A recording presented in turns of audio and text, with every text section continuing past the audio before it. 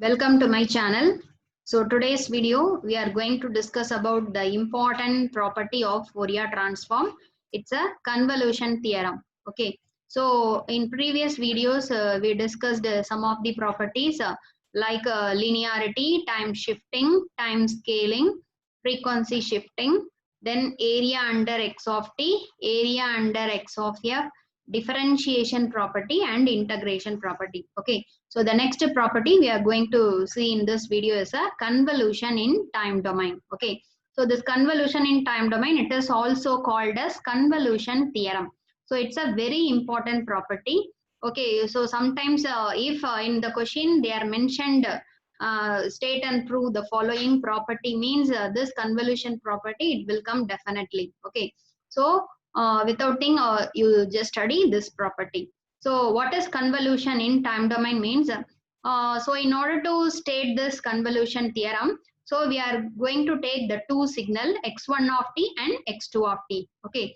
So the Fourier transform of the first signal x1 of t, it can be written as capital X1 of j omega.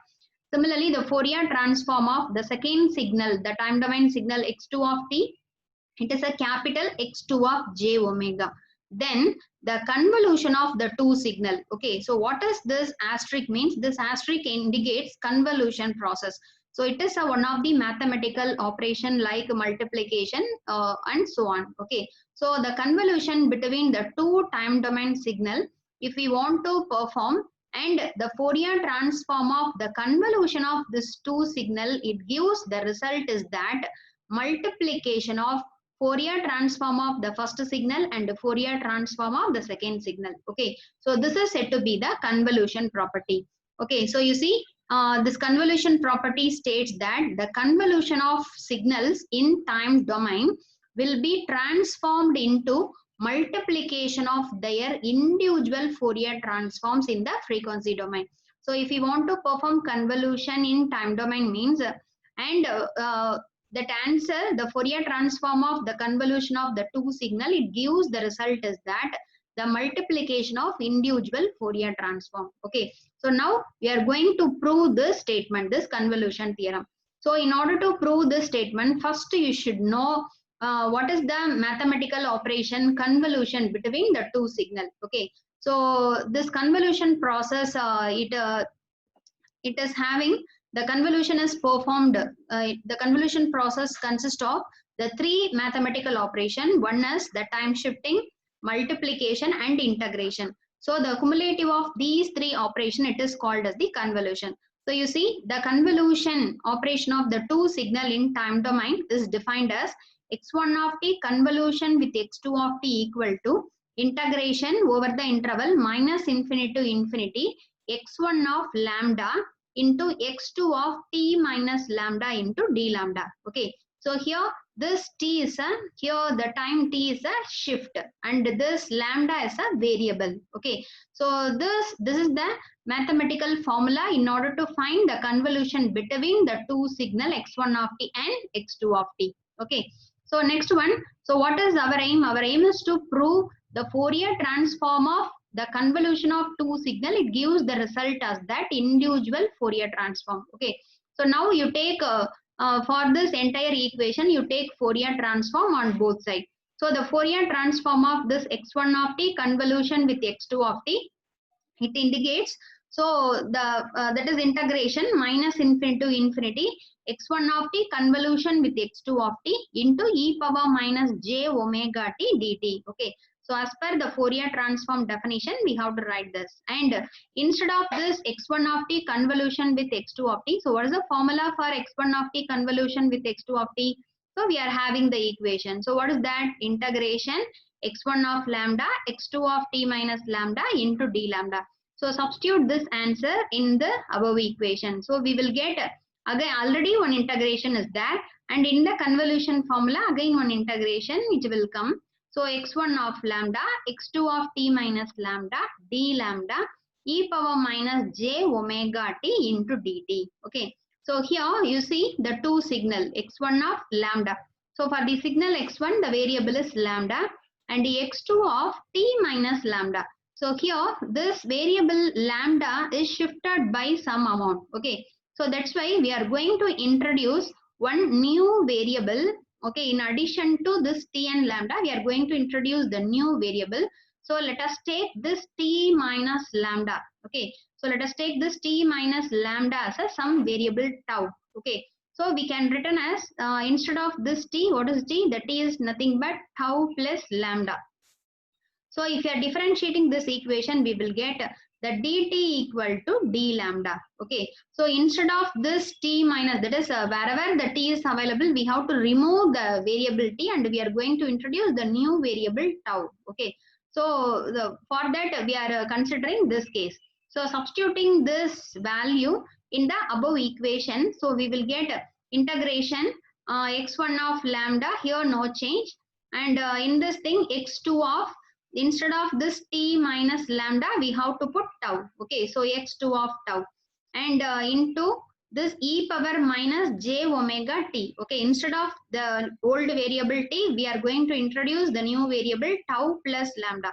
So instead of this t we have to introduce the new variable e power minus j omega tau plus lambda. Okay, then this d tau, d lambda is there, so instead of dt we have to put d tau. Okay, so we will get the equation like this. So okay, so you see this equation, so there are double integration is there, x1 of lambda is there, x2 of tau is there, e power minus j omega tau plus lambda is there. So you split this e power, so if you are splitting this e to the power into 2 e power, so e power minus j omega lambda and e power minus j omega tau, lambda here tau, into d tau into d lambda. So you split here, there are two inputs x1 and x2 and two e powers. One is in as a function of tau, another one is function of lambda and d lambda d tau. Okay, so you split like this. So integration x1 of lambda e power minus j omega lambda d lambda, and integration x2 of tau e power minus j omega tau d tau. Okay, so what is this formula? So this formula is the Fourier transform of the first signal x1 of t. Okay, so in the place of t there is a one new variable lambda is there. Similarly, what is this one? This is the formula in order to find the Fourier transform of the second signal x2 of t. So what is the Fourier transform of the first signal x1 of t? It is a capital X1 of j omega. Similarly, what is the Fourier transform of the second signal? It is a x2 of j omega. Okay, so we proved. So according to this one, so the Fourier transform of the convolution of the two signal in time domain, it gives the answer is that multiplication of individual Fourier transforms. Okay, so this is said to be the convolution property. So this is an important property. So this convolution property, convolution in time domain. Okay, we are performing convolution process in time domain. This convolution process transformed into multiplication in frequency domain. Okay, so this is said to be the convolution theorem. Okay, and the parallel to this convolution theorem, it is called as multiplication in time domain. Okay, so here this multiplication in time domain, it is also named as convolution in frequency domain. Okay, it is also called as convolution in frequency domain. So here we are taking the two signal x1 and x2, the individual Fourier transform is capital X1 of j omega and capital X2 of j omega.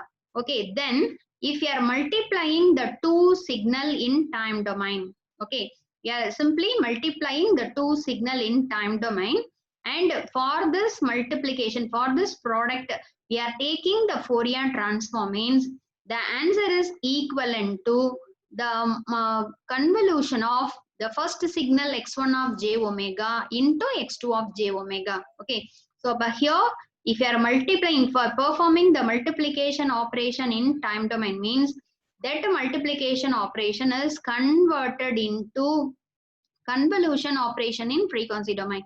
So this process is just opposite to that of the previous convolution theorem. So you see here we are performing convolution process in time domain.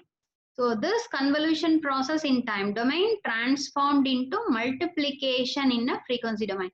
Here the convolution process is performed in frequency domain. It is transformed into multiplication in time domain. Okay, so both the properties are the complement properties. Okay, so the multiplication in time domain. So this means that the multiplication of two signals x1 of t and x2 of t in time domain gets transformed into convolution of their frequency Fourier transforms in the frequency domain.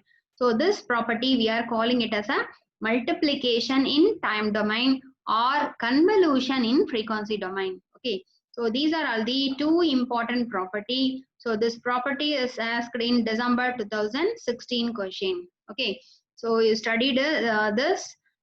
Thanks for watching. So please subscribe my channel for more videos and keep watching. Thank you.